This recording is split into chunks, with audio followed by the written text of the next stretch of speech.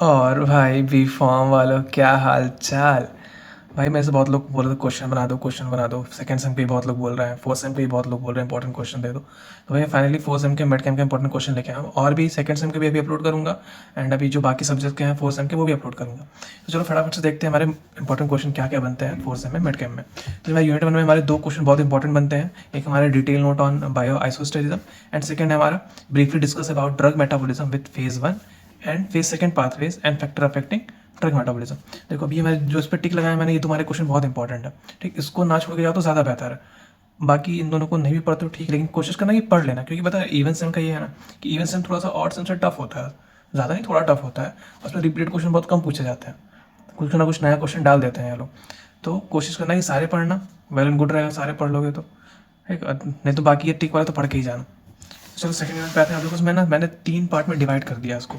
पहला एक एसआर, एक हमारा बायोसिंथेसिस, एंड एक हमारे जो क्लासिफिकेशंस होंगे या फिर जो अदर क्वेश्चंस होंगे। तो उसमें हमारे एसआर में 2 हमारे एसआर बनते हैं, एक हमारा बीटा ब्लॉकर एंड एक सिंपैथोमाइमेटिक्स। एंड अगर हम बायोसिंथेसिस की बात करें तो हमारे इसमें कैटाकोलामीन है, सॉल्बिटामॉल है, नॉरएपिनेफ्रिन है, फिनाइलेपिनेफ्रिन है, एफिनेफ्रिन है, टोलाजोलिन है एंड प्रोपेनोलॉल है।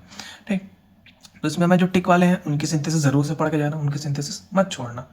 और इसका मतलब अगर तुम्हें इसका पीडीएफ चाहिए तो मैं टेलीग्राम पे इसका पीडीएफ अपलोड कर दूँगा, जिसकी मैं लिंक डिस्क्रिप्शन में दे दूँगा, तो वहाँ से तुम लोग डायरेक्ट इसको देख सकते हो उसका पीडीएफ।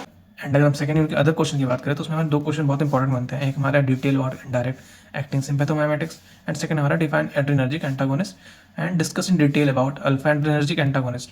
ठीक, ये हमारे सेकंड यूनिट के क्वेश्चन हो गए। देन अगर हम थर्ड यूनिट पे आते हैं तो थर्ड यूनिट पे देखो, थर्ड यूनिट में भी मैंने क्या किया है कि इसको 3 पार्ट में डिवाइड कर दिया, biosynthesis, SR and other question. तो उसमें जो हमारे सिंथेसिस बनती है हमारी, ये 4 सिंथेसिस बहुत इंपॉर्टेंट है। कार्बाकॉल, नियोस्टिगमीन, dicyclomine hydrochloride and acetyl choline, ये बहुत इंपॉर्टेंट बनते हैं, इनको पढ़ के ही जाना। बाकी टाइम मिले तो उसको भी देख लेना, लेकिन ये जो मैं टिक लगाया उसको जरूर से पढ़ के जाना। देन हम अगर हम एसआर पे आते हैं तो इसमें हमारे 2 एसआर दिए गए, एक हमारा पैरासिम्पैथोमाइमेटिक्स एजेंट है एंड हमारा कोलिनोलिटिक एजेंट है। तो उसमें जो सबसे इंपॉर्टेंट बनता है वो हमारा पैरासिम्पैथोमाइमेटिक्स एजेंट का एसआर बनता है, तो उसको जरूर से देख लेना। अदर क्वेश्चन की बात करें तो इसमें हमारा क्लासिफिकेशन ऑफ पैरासिम्पैथोमाइमेटिक्स है विद एग्जांपल्स। इसमें थोड़ा सा डायग्राम भी बना देना इस वाले क्वेश्चन में, डायग्राम इन द स्ट्रक्चर बना देना। एंड देन हमारा सेकंड है right short note on cholinesterase inhibitors. तो इसमें से हमारा ये क्वेश्चन बहुत इंपॉर्टेंट बनता है, अगर टाइम ले तो उसको भी देख लेना। यूनिट 4 की बात करें तो उसमें हमारे जो 2 एसआर बहुत इंपॉर्टेंट बनते हैं, एक हमारा बार्बिचुरेट्स का एंड एक हमारा फेनेंथाइजीन का। तो इन दोनों को जरूर से पढ़ना।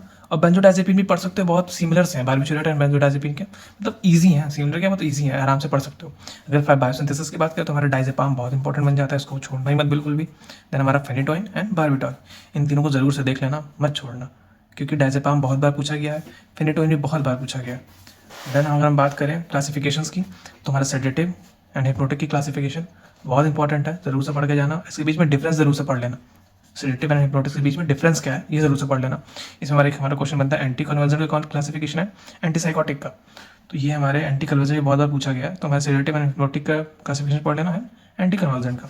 अगर हम यूनिट 5 की बात करें तो हमारे इसमें एक एसआर बहुत इंपॉर्टेंट बनता है, वो है हमारा मॉर्फिन एनालॉग, तो उसको जरूर से पढ़ लेना। अगर इसकी बायोसिंथेसिस की बात करें यूनिट 5 में तो हमारे इसमें बहुत सारे सिंथेसिस इंपॉर्टेंट है, बट स्टिल इसमें हमारा जो सबसे इंपॉर्टेंट बनता है हमारा कीटामीन हाइड्रोक्लोराइड है, आइबुप्रोफेन है, मेफेनेमिक एसिड है, इसको जरूर से पढ़ लेना।